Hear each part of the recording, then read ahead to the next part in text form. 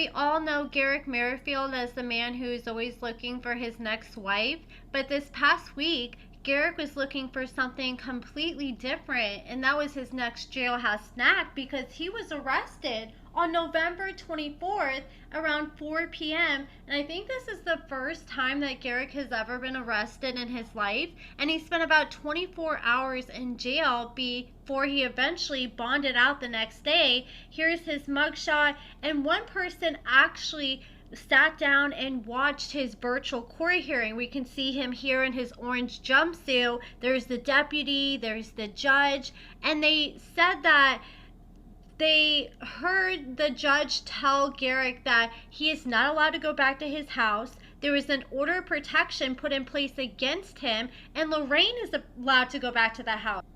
You can see here that a mandatory protection order was granted, and it says that he was arrested for obstructing service of the telephone. So what this means is that he stopped someone. He either knowingly prevented, obstructed, or delayed any communication by telephone or other means. That had to be terrifying for Lorena because she's living in another country. She doesn't know the language. She doesn't have any family or friends nearby, and she can't even reach out to contact anyone. Like, if I had to guess, either she tried to call 911 and he took the phone or hung up and they decided to show up to see what happened, and she's like, yeah, he hung up. Or maybe she got scared, tried to call 911, he took the phone, then she eventually got through, and then when they came out, maybe they didn't have enough evidence to like get him for DV.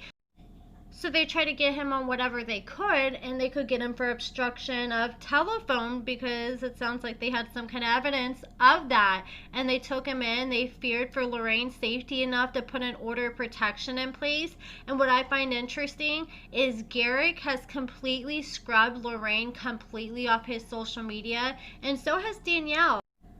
I wonder if they're doing that for the case or if they're completely done with Lorraine altogether. But she's back at the house, and this charge that Garrick has, it's a class 1 misdemeanor, so it's punishable by up to 18 months in jail, or you can get up to a $5,000 fine. And it's one of those charges that usually accompanies DV, and it can include actions like taking someone's phone, cutting a phone line, or disabling a cell phone signal. And this can lead to delaying or obstructing a phone call.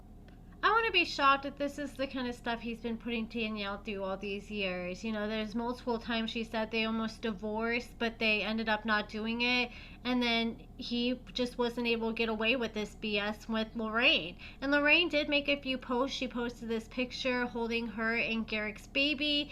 Here's the translation of what she said. It says, "You're my daily fuel to face everything. On easy days, you are my smile. On difficult days, you are my strength." And then she made this post here, and in English translation, it's Psalm 23. And it says, "I understand that there's a silent greatness," or it's meditating on Psalm 23. "I understand that there's a silent greatness in the way God honors us. He does not prepare the table after the war, but in the middle of it. He does not anoint our head when everything is calm, but when we can still smell the battle. The feast before our enemies is not a provocation, it is a divine declaration. I'll take care of you in front of those who swore you wouldn't endure. The anointing on the head heals, separates, and empowers, and the overflowing cup is not excess without purpose. It is God saying that provision will never depend on the scenery, but on His presence." Pretty much, it's just reminding you that the goodness and loyal love of the Lord does not just appear on sunny days, but on your darkest nights. And don't fear, He will help guide you through hard times. And then this just happened days after Danielle and Garrick announced their new business opportunities. So they posted, "We're opening the doors to an exclusive investment opportunity in California. Our team is developing a luxury resort project designed to deliver high value, strong returns, and long-term growth. If you're an investor or you know someone who might be interested, reach out. Let's build something extraordinary together, a glimpse of our vision. This is an example of the concept that we're developing for our future resort in California: modern design, luxury comfort, and a full experience surrounded by nature. They share this picture. It looks like a bunch of nice cabins, like luxury cabins, surrounded by like pools and little saunas and hot tubs. It kind of looks like a little compound, like he's trying to have his own little sister wife's compound that he's trying to start up. When I saw this, I instantly thought, like, you know how they went and met so many sister wives at little resorts in Mexico and rented out these nice fancy houses. I'm like, they're probably trying to cut back on those expenses and just have their own little resort that they can meet up at. But like how they designed their house to be like a sister wife's house, I just feel like this is their like dream design of a sister wife's compound. And you know, now that I think about it, it is interesting because with these new charges, if they try to date someone outside the United States and get married to them, you know, once he's able to divorce Lorraine in a few years, if they try to do the 90-day visa process all over again, these charges are going to be held against him, and that may impact his ability to bring someone over from another country. Between him alienating these people and obstructing whoever, I'm assuming Lorraine, from using the telephone, and the fact that he has an order of protection put in place, yeah, this may really impact him in the future. And we know how much he likes trying to find people out of the country.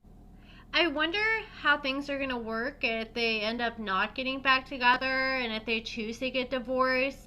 Like, I know they had the prenup put in place, but where would that leave the house? Would Lorraine get part of the house since she's married to them if they were to separate? Or would she just take what she brought into the marriage with her and then just have to be taken care of by the Merrifields, you know, because they did bring her over on a visa, and so they're gonna at least have to be responsible for her for the next 10 years minimum.